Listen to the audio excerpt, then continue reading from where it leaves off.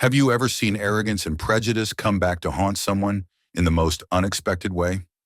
Well, buckle up because this story is one of those moments where justice gets served in the best possible way. It was a bright Saturday afternoon in the heart of downtown, where boutique shops lined the busy streets, each showing off their luxurious displays that attracted the wealthy and elite. Among them stood Lancaster's Fine Jewelry, a prestigious establishment known for its exquisite collections of diamonds, gold, and rare gemstones. The store had been in business for decades, making high-end products for high-profile clients and exclusive buyers. But despite its pristine reputation, not everyone who walked through its doors was treated with the same level of respect. Behind the glass counter stood Emma Lancaster, the store's senior jeweler and manager. Emma prided herself on keeping the store's clientele exclusive. To her, that meant selectively deciding who was worthy of shopping there. She had worked at Lancaster's Fine Jewelry for years, and her reputation for being polite yet selectively dismissive was well known among employees. Customers who looked the part were treated like royalty. Those who didn't? Well, they were subtly made to feel unwelcome. Sometimes it wouldn't be that subtle, especially when Emma was the one who was working. That day, an elderly black woman named Margaret Walker walked into the store. She was dressed modestly in a neatly pressed floral dress and comfortable flats, her silver hair neatly pulled back into a bun. Her eyes sparkled with warmth, and her posture was straight with quiet dignity. She was someone who loved living life simply, nothing flashy or excessive, but she also wanted to get something nice every once in a while, as most of us do. Margaret had saved for years to purchase a special piece of jewelry, a gold bracelet that reminded her of one her late husband had given her decades ago. With her purse clutched tightly in her hands, she approached the glass display, admiring the shimmering pieces inside. Emma, who had been speaking to a wealthy-looking couple, noticed her immediately. Her expression subtly shifted from professional warmth to veiled disapproval. She let out a quiet sigh before making her way toward Margaret, putting on the thinnest veneer of politeness. "Can I help you?" she asked, barely concealing her skepticism. Margaret smiled warmly. "Yes, dear, I'd like to see that gold bracelet in the case, please. The one with the intricate engraving." Emma glanced at her attire, her lips pressing into a thin line. She was judging her up and down, thinking that she was doing nothing more than wasting her precious time.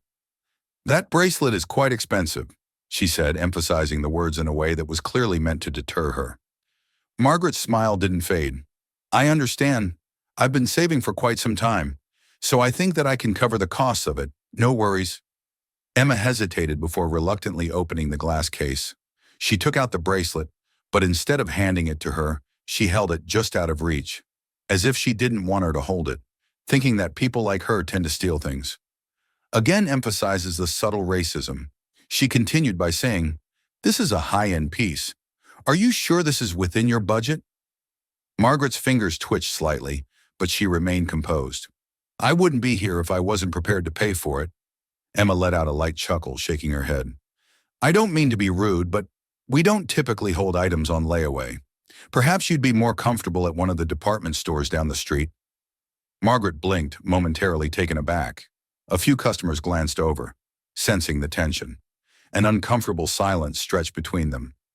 Emma, however, seemed unbothered, as if she had simply done her duty of weeding out someone she deemed unworthy of their merchandise. Also, she seemed experienced in acting this way towards certain people. So for her, it wasn't a big deal. She didn't even know how racist she was being. "I don't need layaway," Margaret said softly but with firmness. "I can pay for it in full, right now." Emma let out an exasperated sigh. "Ma'am, I don't want to waste your time, and I also don't want you to waste my time. This bracelet is well over $10,000. We cater to a specific clientele here." Margaret's lips pursed. "And what clientele would that be?" Emma's eyes darted around, looking for an easy exit from this conversation. "We just have a certain standard to uphold." Margaret took a deep breath, exhaling slowly. She had dealt with discrimination in her lifetime, but something about this moment made her blood simmer.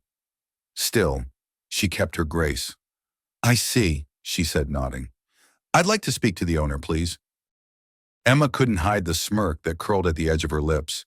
I'm afraid that won't be possible. The owner isn't available for just anyone who walks in off the street. Margaret smiled knowingly. Oh, I think he'll want to speak to me.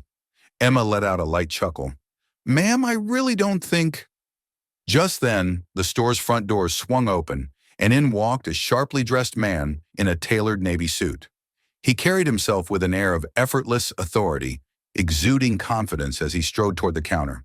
His dark skin gleamed under the store's bright lights, and his presence alone commanded attention. Mom, he said, his voice warm with surprise. Did you subscribe to this awesome channel? Did you at least like this video? He thought. When in reality, he didn't. Okay, it's just us breaking the fourth wall and pulling a Deadpool, but I think this does deserve some support. Thank you in advance. Now back to the story. Emma's smirk vanished instantly.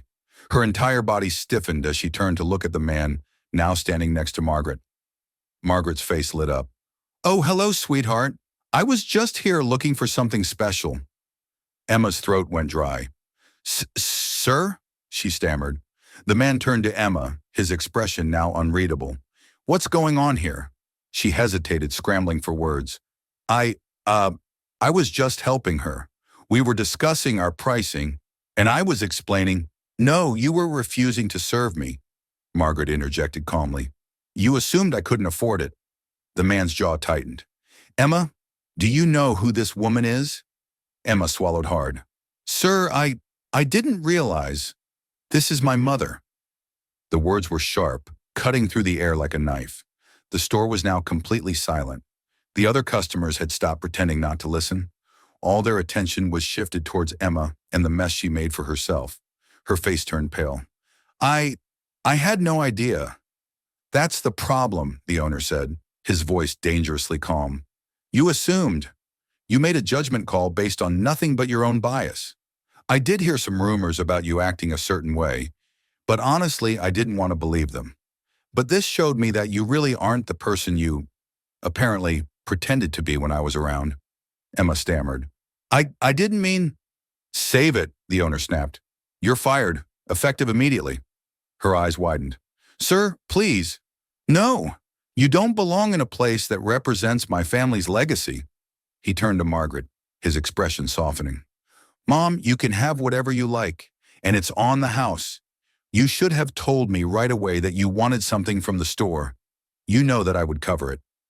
Margaret chuckled, shaking her head. I appreciate that, sweetheart, but I came here ready to pay.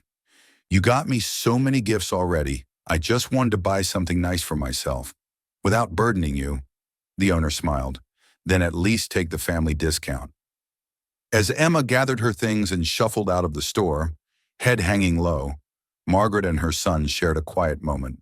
The warmth in her eyes was undeniable, and as she slipped the gold bracelet onto her wrist, she knew it would mean more than just jewelry. It was a reminder that dignity, respect, and justice always win in the end. Let us know your thoughts in the comments below. Did Emma get what she deserved, or should his punishment have been worse?